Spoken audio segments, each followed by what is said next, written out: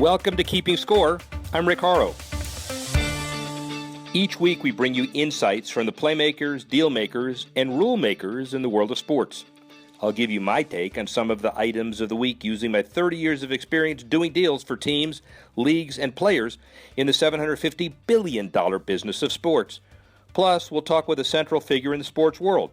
The views expressed in this podcast are my own and do not represent the views of Reuters. Let's get started. U.S. women's soccer players going after the United States Soccer Federation. They filed a federal wage complaint with the Equal Employment Opportunity Commission.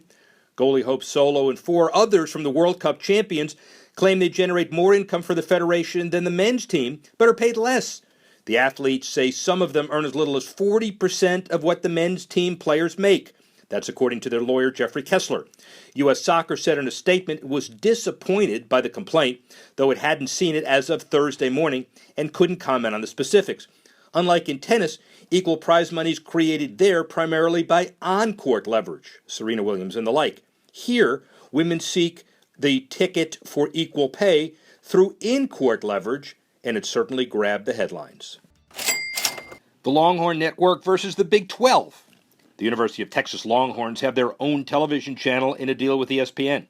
Coaches and university presidents of other schools in the Big 12 athletic conference don't like the deal at all. According to Sports Business Daily, they have complained the network is increasing instability for the conference, and they want the Big 12 to develop its own channel like the successful networks covering the Big 10 and SEC. University of Oklahoma President David Boren says that if Texas doesn't fold the Longhorn Network, Oklahoma might leave the conference. It's all about money, with Texas getting an average of $15 million a year from its TV partners, while the others aren't getting any of that. Conference-created television networks usually increase exposure, maximize revenue, and level the playing field through equal distribution of money to member schools. The Longhorn Network does none of this and also increases controversy. And you might hear more about the Golden State Warriors' chase for the record books. The NBA team is trying to finish the regular season with the best record ever, and its stars signed a major agreement with J.P. Morgan Chase. Stephen Curry has a multi-year endorsement deal with the bank, which is expected to exceed $2 million a year, according to Forbes. Chase already has a Warriors connection. It purchased the naming rights to the San Francisco-based club's new arena. Now, the bank can promote a brand new waterfront facility and its best player all at once. Let's stay on the hard court, but go from the NBA to the WNBA. My conversation with star Seattle Storm guard, multiple Olympic gold medalist, and University of Connecticut basketball icon, Sue Bird. So 3 Olympic gold medals, 2 WNBA championships, 2 college championships, 3 world championships. What have you done with your life? What's wrong with you? I know. That's what my parents always say to me. Obviously, you've done everything you can. And is there a favorite? It's like a kid, you can't choose a favorite, but is there a favorite? It's hard. I mean, it's really hard to choose a favorite, but it's also hard to not look at the gold medals as kind of like the upper echelon of it all. Yeah. Gold medals mean a lot more opportunities, maybe? Or is it just achievement? I think it's just achievement. I think it's like what you're representing, what it meant to me as a kid. So there was no WNBA growing up. So to me, the Olympics was it. Yeah. It was that ultimate goal. So to do that, to achieve that personally, and then what it means to represent your country, right? That's pretty cool too. But then also when you start with your 2-time run as a national champion, did you lose any games those years? Yeah. Well, yeah. My senior year we didn't. How many? My sophomore year we lost 1. 1 game in 3 years. No, my junior year we lost 3. 3 games. So all right, so total, 4 I games lost in 4 3 games. years. Yeah. So how do you then enter the world knowing Right? that you're used to perfection? So rude awakening. My first week as a WNBA player, it was. I mean, we lost a lot of games, and I would come in the locker room and be all pissed and like kicking stuff, and then I quickly realized. This is pro sports. There's going to be losing. It's just the way it is. And you can't get too high with the wins, too low with the losses, or else you'll just drive yourself insane. That's an easy thing to say, but how long did it take you to really believe that? No, fairly quickly. Because I realized, again, really quickly, like, all right, it's May. I have to do this until September. Yeah. I can't be acting like that. Right. And most of the standard business of the WNBA, 10 of you separated. But most of these women need to worry about their current finances, not Right, just the yeah. future. How does that play out? Well, we're really lucky that there's leagues in Europe. Yeah. I mean, that's where most of us, I would say a large percentage of us, make most of our money. I mean, in the WNBA, don't get me wrong, what we make for 4 to 5 months is nothing to complain about. Now, Right. you're not going to necessarily live on it, Right. but for that, again, so it gives us that opportunity to play in Europe in the winter. Interesting dynamic. Nothing to complain about, but you really can't live on it. Yeah. Which is true for most. It's kind of most like, yeah, in a ways, it's like some side job. Yeah. Well, but it's an exciting side job, and it's a Yeah, fun very side job. exciting, very exciting. Commiserate with the soccer players. I mean, they seem to be in the same financial situation as well. Yeah, it's actually, so basketball and soccer to me, the comparisons are so fascinating because in a lot of ways, we have more financial opportunity, but they're clearly more popular. So it's this weird thing. It's like it doesn't really match, but yeah, there's definitely similarities there. Trying to make a living playing a pro sport as a female in America is not easy. Any jealousy with the female tennis players, golfers? No, I mean, I respect what they do, and there's an interest there. You know, Yeah. there's reasons. It's like there's no jealousy from people always ask about NBA. Oh, they're making all that money.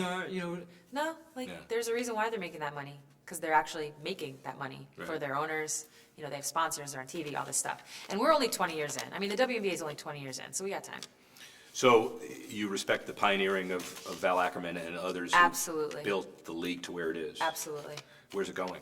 I think we're still in a position. I do think we're close. Yeah. But we're still in a position where we need to figure out what works for us. So for so long, our league was based on what the NBA did.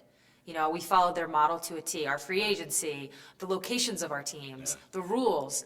And I still think we need to figure out what works for us. Because in all reality, it is a different game. I know it's the same game, but it is a different game. When you think about just devil's advocate on that position from a Yeah. business perspective, if you didn't have the summer synergy in the NBA arenas with the Yeah. NBA owners, you might not even be here today. So No, you got to build of respect the course. foundation, I guess. Oh, of course. But that doesn't mean we have to copy their business plan in terms Right. of the actual game itself. Yeah. You know, because again, it's different games. But yeah, I mean, playing in the summer is part of the problem. Yeah. Fan base, any issues on a perception that's a gay fan base? I mean, No. how do we deal with that?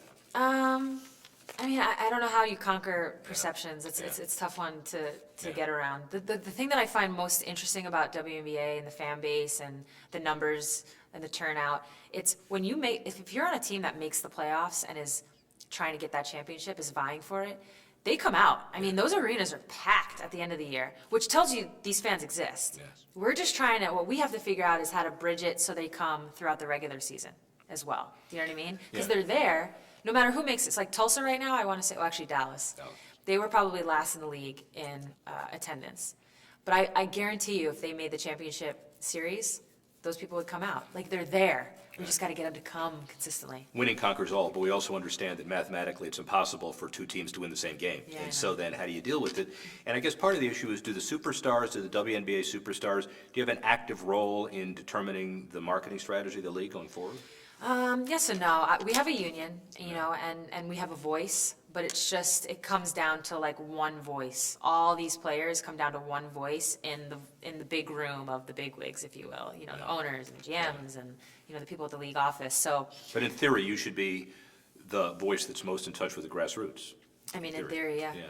In theory. And I think we are. And again, like we do have a voice. It's just, sometimes you don't necessarily get heard. The pipeline, if I have a young 10-year-old, 12-year-old boy, Yep. I'm going to put a ball in his left hand, and I'm going to say, learn a curveball. I don't care if it breaks your arm yet, because look at the money. Right. What does a 10 or 12-year-old girl do to play basketball or soccer versus tennis or golf? Yeah, so actually, it's interesting you bring this up. Just recently, I was talking to some of the coaches at Connecticut, and from what I understand, what they've told me, they're actually losing players, athletes, tall athletes, to volleyball. And it's just something that kids are playing more volleyball, I guess, that tall athlete versus basketball. Maybe because it's non-contact, whatever the case may be. So why would I want them to play basketball versus the other sports? Yeah. I mean, first of all, team sports is way better. You learn way more.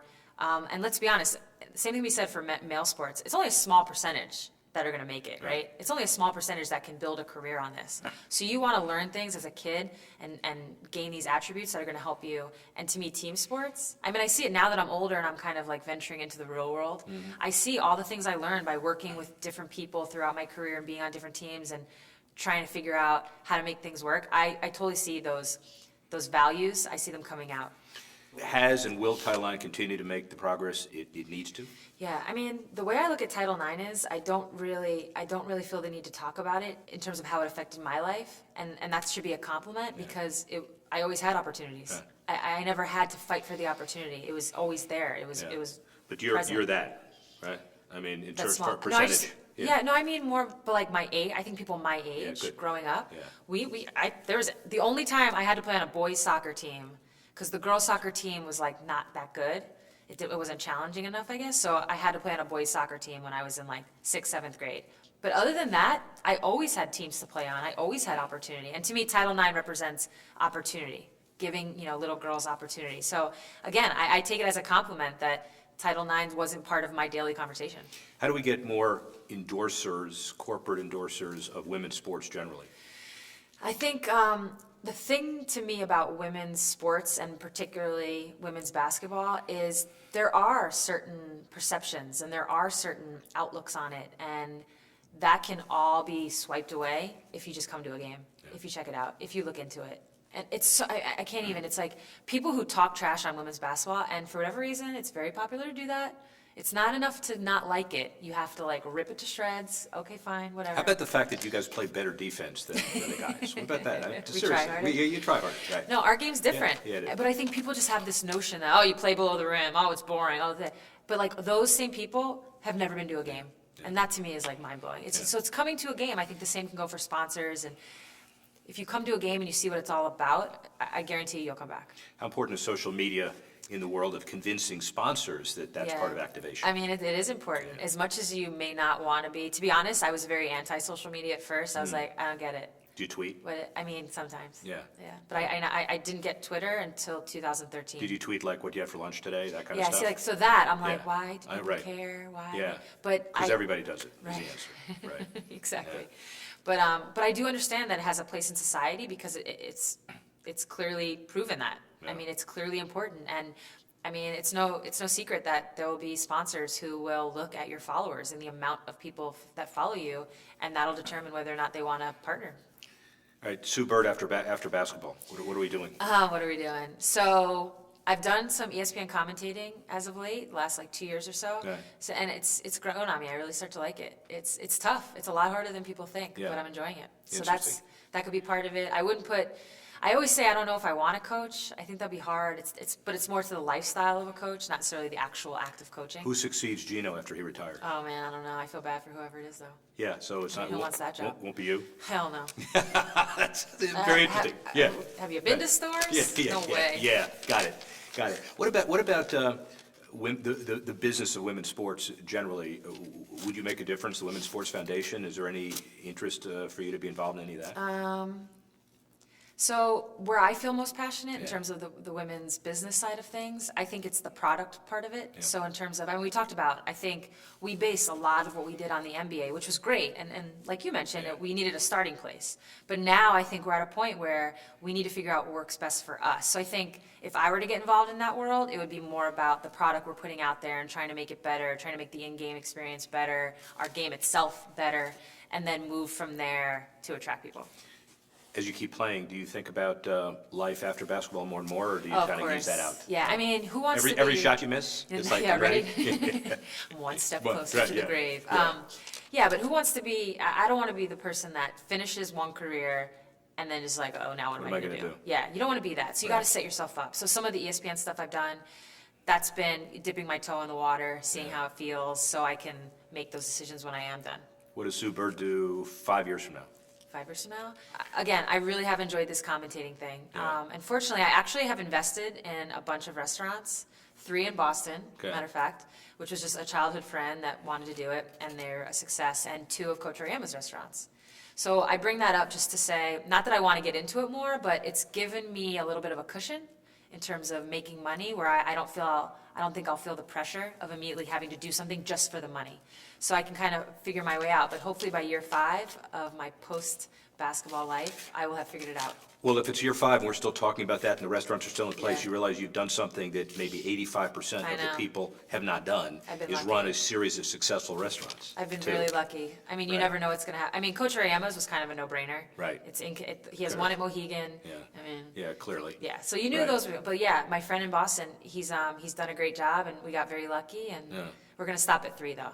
See how it goes. Oh, everybody says they'll stop at 3 and they end up at 8 or 9. No, We'll see I what think his happens. wife is gonna make him stop really at gonna 3. stop at 3. Yeah. So here's UConn and the image and the Yeah. legacy. You have a kinship and camaraderie with everybody, right? I mean, what's it It's like to family. reflect back on that? Man, if I knew the way it's all Yeah. played out, that going to Connecticut was going to be the best decision I ever made in my Yeah. entire life at the age of 17. Yeah. I mean, how can you, but it was. It 100% was. I mean, the family that you have built in, the friends, to feel at home when you go back to a place, I can't explain what that's like, and to just to be a part of that. And it's obviously grown, and I mean, it's huge now compared to what it was when I went to school. Yeah. But to know you're a part of it, and all these people, I mean, some of my closest friends are, yes, players that played at UConn, but not even in my 4 Yeah. years. Yeah. Not even in my era. It's Yeah. like younger, older, so it's just, it's very unique. And obviously I've been around women's basketball a lot to know that I don't know that a lot of schools are like that. Are the memories getting better? Are you embracing them now? Do you understand how important that era and what you've done is for basketball, women, et cetera? Yeah, it's starting to, I think, kick in. I mean, it's really the 95 team that, I mean, when you think about women's basketball and you think about where it is now, how it got there, I mean, it's the combination of course, the Olympic team in 96, but also that UConn 95 team. Yeah. I mean, that was, who would have thought, right? Like, just so pivotal, and a year later, 2 professional leagues are formed, and the WNBA is the one that has lasted. So I'm just kind of on the coattails of that. I mean, I entered college 98.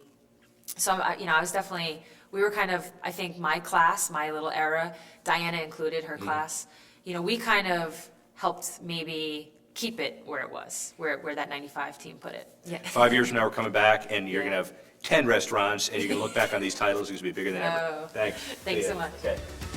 Thanks for listening to this edition of Keeping Score. I'm Rick Horrow.